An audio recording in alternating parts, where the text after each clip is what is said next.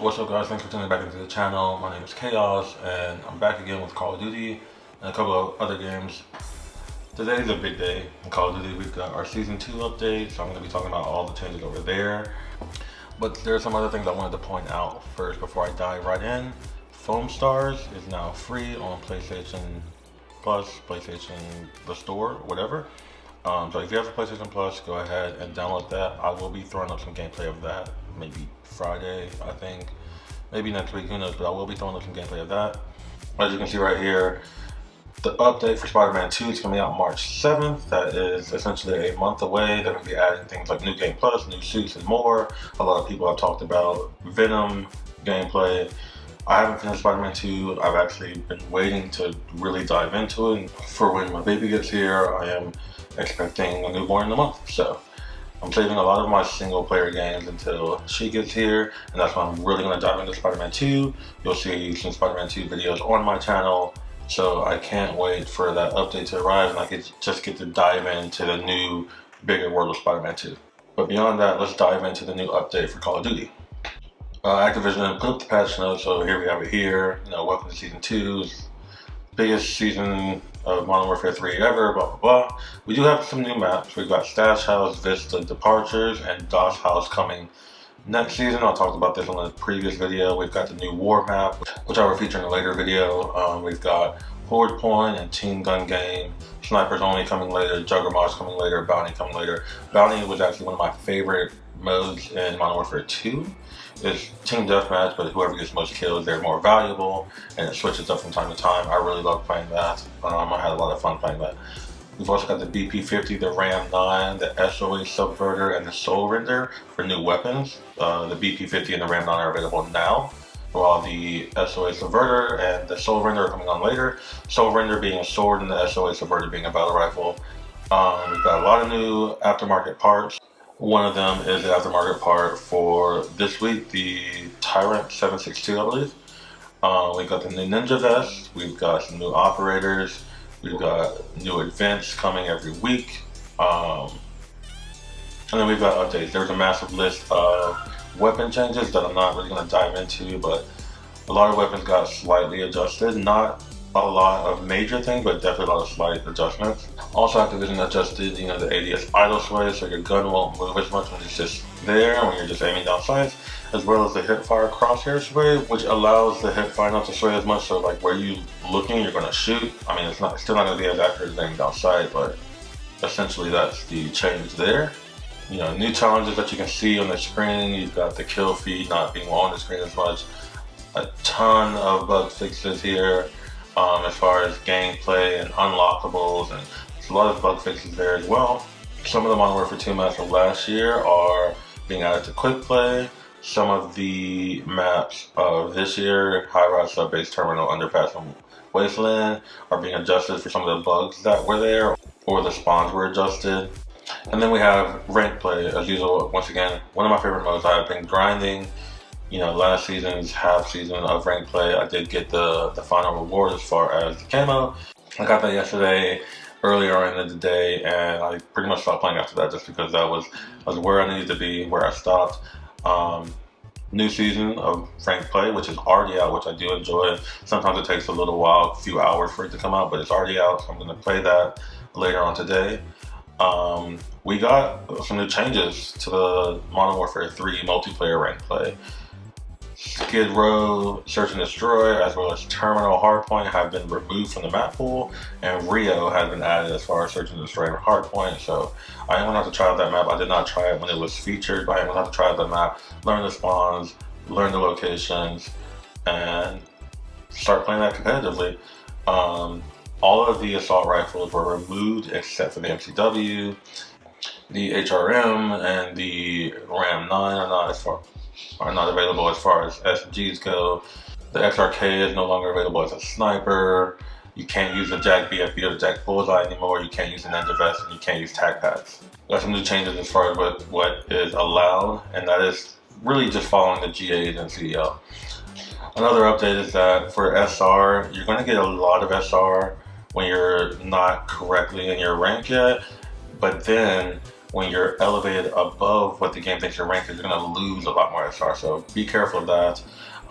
Everybody in the game that was below Crimson got set back 3 ranks. Everybody above Crimson, including Iridescent in the top 250, are now back to Diamond 1. So once again, we've got rewards, including your tier camo rewards. So you get a gold camo for gold, platinum camo for platinum, blah, blah, blah, blah. So that's going back.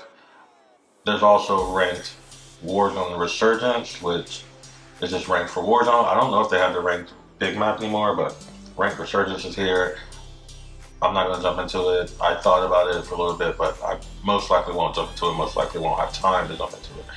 And then, of course, we have Zombies content, which all of their content is coming at the mid-season update. So in about 30 days, I'm guessing, in about a month, we'll have that mid-season update, and that's when all the zombie stuff will come, including the new mission, the new Dark Aether, the new schematics.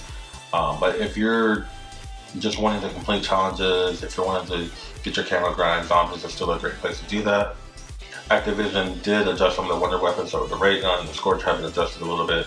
The VR11 now hits the Aether Worm, so if you're been trying to use that for some reason against the Aether Worm, now you can. And that concludes a lot of the updates of what has changed.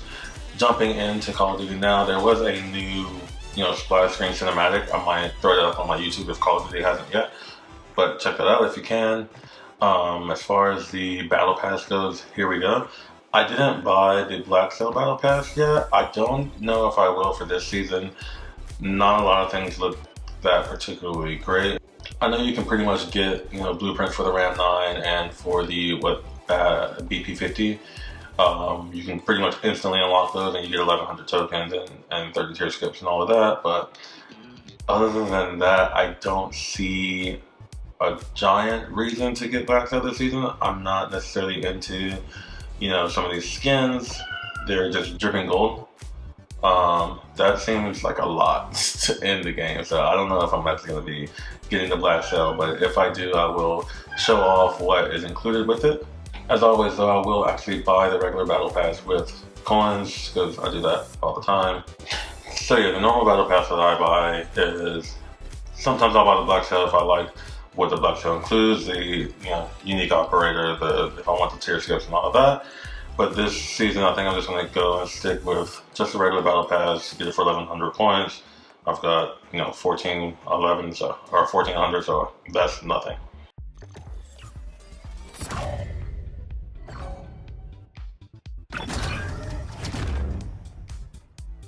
So as you can see here, I got the instantly unlockable Laswell, not the Black Sail version. Although the Black Sail version for Laswell does look nice. I got Rick Grimes, which I have never watched The Walking Dead, so this has no appeal to me. I got another finishing move. I've got the MTZ blueprint and a little temperature boost, so that's fun. And then I'll just jump in here and start unlocking things.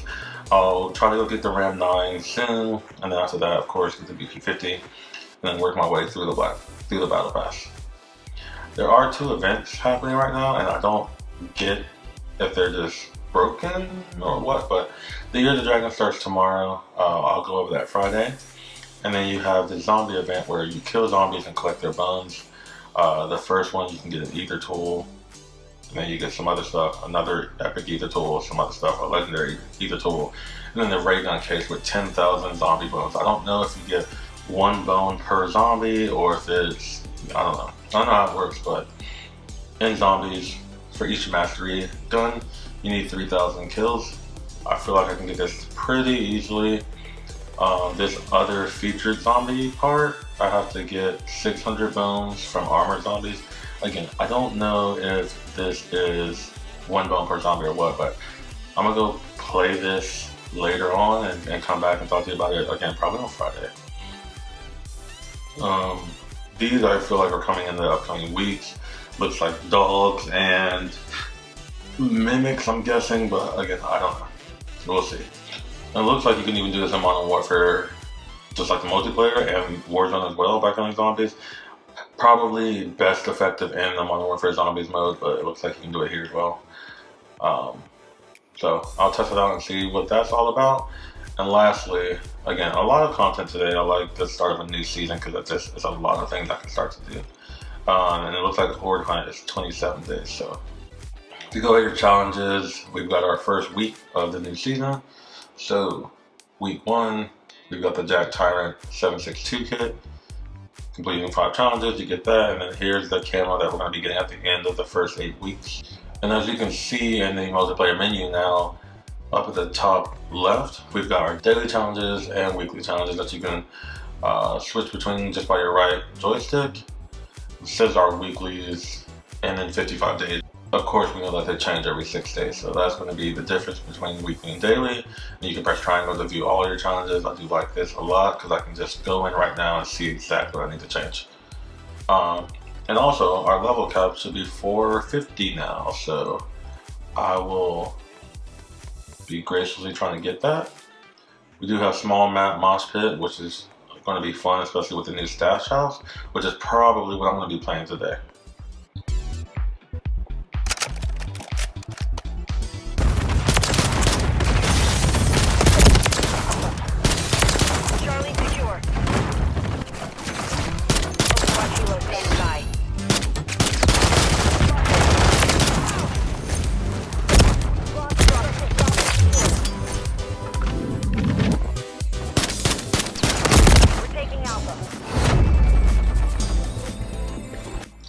That challenge was for 30 operator kills with suppressed recommended marksman rifles.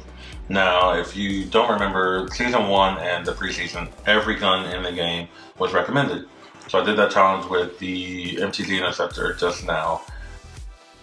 As you can tell right here, the MTZ Interceptor is no longer recommended, along with the MTW 6.8, no longer recommended. The DM56 and the KVD Enforcer are the only recommended guns I have. So I have to redo that whole challenge again with recommended weapons. So be on the lookout. Not every gun is recommended anymore. That's nice to know.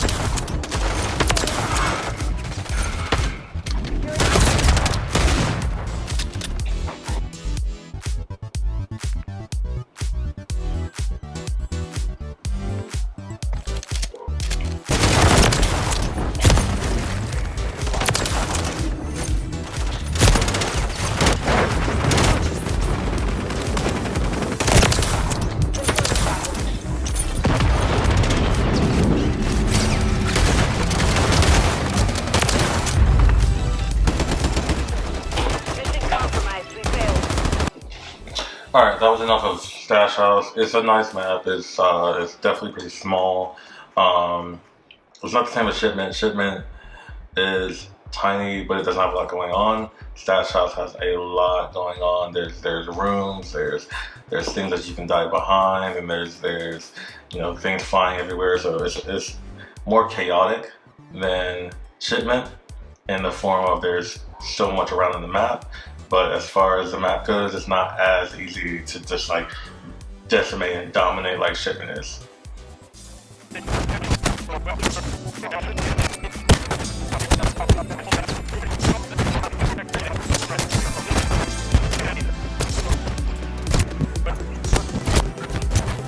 Alright, with that last game, I unlocked the JAK Tyrant kit.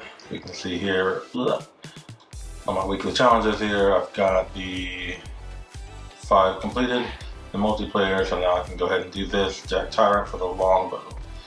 So let's go check that out. As we can see here, this is my longbow class that I normally use in multiplayer. The JAK Tyrant 762 kit gives you tactical stance, max damage range, damage, and downside speed, but it hurts your bullet velocity, your gun kick, your recoil, and your damage fall off.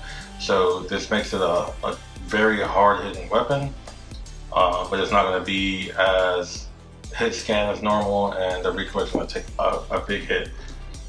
So actually what I'm going to do, I'm going to take off everything. That's everything off of this longbow. I'm just going to put the Tyrant kit on. It automatically takes off the scope, and hurts your fire rate, hurts your range, hurts your recoil, but improves the damage, your accuracy, and your mobility and handling. So let's just take this into the firing range here.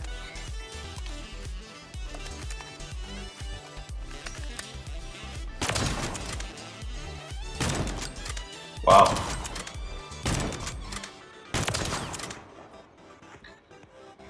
I mean, as far as the firing range goes, except for quick scoping, the gun's the same for the most part so far. I'd have to take this into a game and actually test it out and see how well or not well it shoots. I'll do that later. I'll do that when I'm actually playing. But this is the JAK Tyrant kit. This is what you get from the first week of challenges on Season 2. We have a ton more of features and new improvements to Season 2, so I'll be checking all that out in future videos. Until now, that's it.